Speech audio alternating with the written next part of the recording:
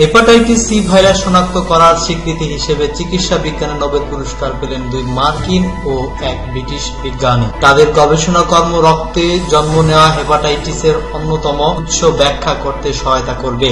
Nobel committee বলছে, এই 3 বিজ্ঞানীর যৌথ গবেষণার ফলে রক্তের নানা পরীক্ষা ও নতুন ঔষধ আবিষ্কার সম্ভব হবে, যা লাখো মানুষের প্রাণ বাঁচাবে।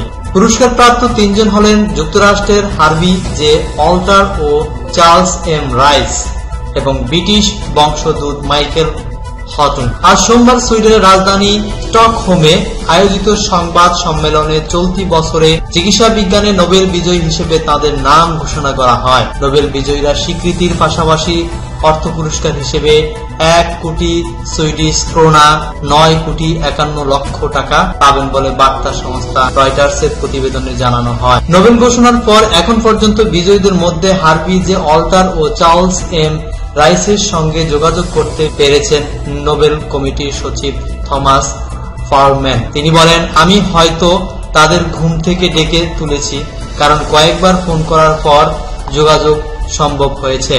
তবে শোনার পর তারা খুব অবাক ও খুশি হয়েছেন। আগামীকাল 6 অক্টোবর পদার্থবিজ্ঞানে, 7 অক্টোবর রসায়নে, 8 অক্টোবর সাহিত্যে, 9 অক্টোবর শান্তিতে এবং 12 অক্টোবর অর্থনীতিতে নোবেল পুরস্কার জয়ী নাম ঘোষণা করা হবে। পূর্ব পরিকল্পনা অনুযায়ী এবার নোবেল পুরস্কার জয়ীদের নাম ঘোষণা করা হলো, তবে এখানেও করোনা মহামারীর প্রভাব পড়েছে। অন্যান্য বছর যেমন ডিসেম্বর ঝাঁকালো আয়োজনে বিজয়ীদের হাতে পুরস্কার তুলে দেওয়া হয়, এবার তেমনটা হচ্ছে না।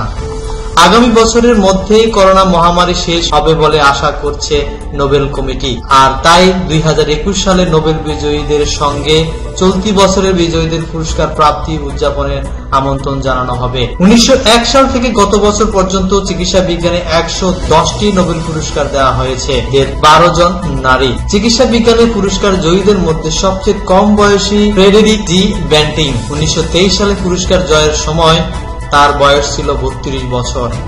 আর 1966 সালে 87 বছরের পুরস্কারটি পান পেটন রোজ।